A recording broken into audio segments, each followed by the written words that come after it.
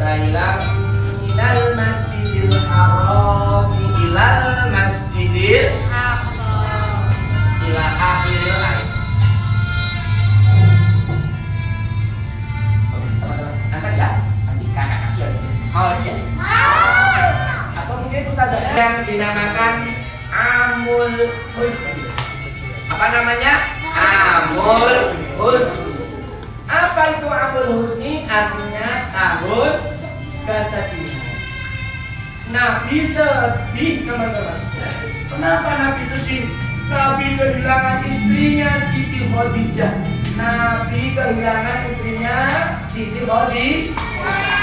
Istri yang sangat dicintai, yang sangat setia kepada Nabi Muhammad, yang rela mengorbankan hartanya, jiwanya demi kepentingan umat Islam.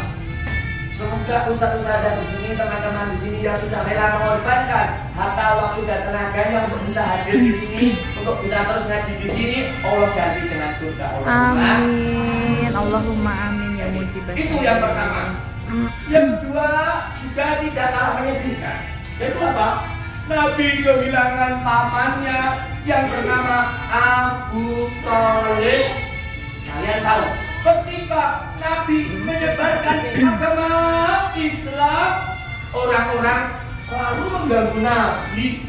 Kadang Nabi dilempari kotoran, Nabi kadang diusir, difitnah, dianggap gila, macam-macam. Nah, teman-teman sekalian, ada orang yang melindungi Nabi. Itu siapa? Pamannya Abu Thalib.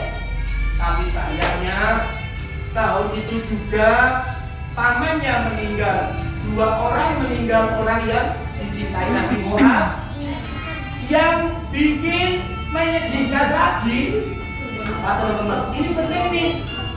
Pamannya meninggal dalam keadaan tidak beragama Islam, alias apa? Tidak mengucapkan kalimat La ilaha illallah. Padahal Nabi mengatakan Man akhiru kalamihi La ilaha illallah dakhalal jannah. Siapa yang nanti ketika mau meninggal bilang La ilaha illallah, Nabi sampaikan dijamin masuk surga. Teman-teman mau masuk surga?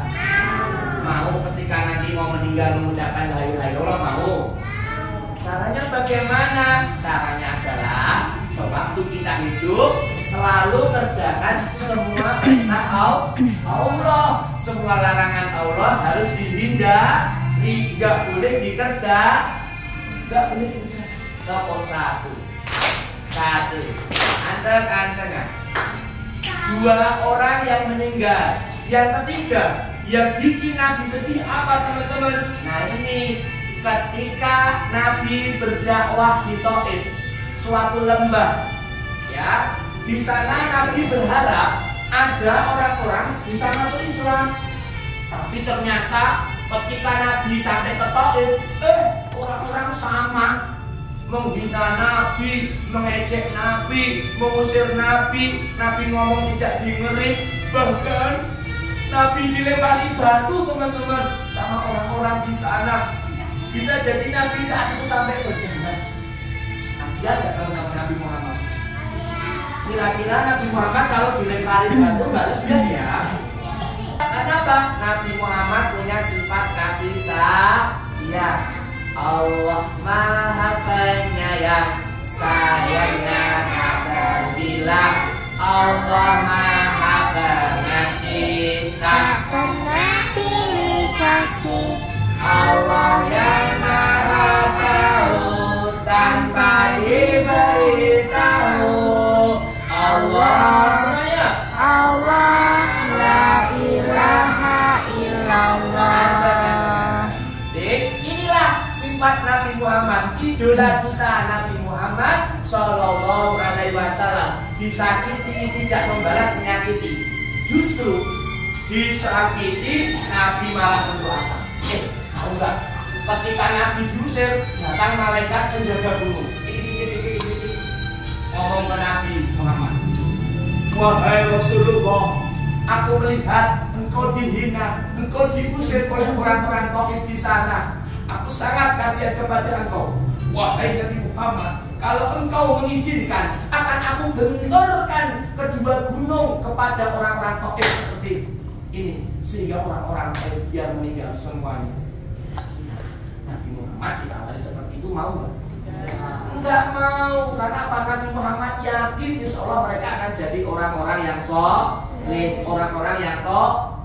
Jadi yang namanya kita berdakwah, menyampaikan kebenaran harus penuh dengan kesabaran.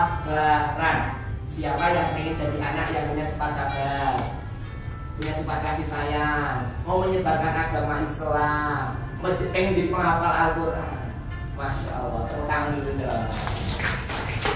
Oke, apa ini Pak?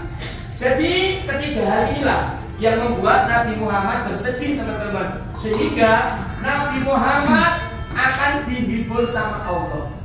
Allah tahu nggak kalau Nabi Muhammad sedih?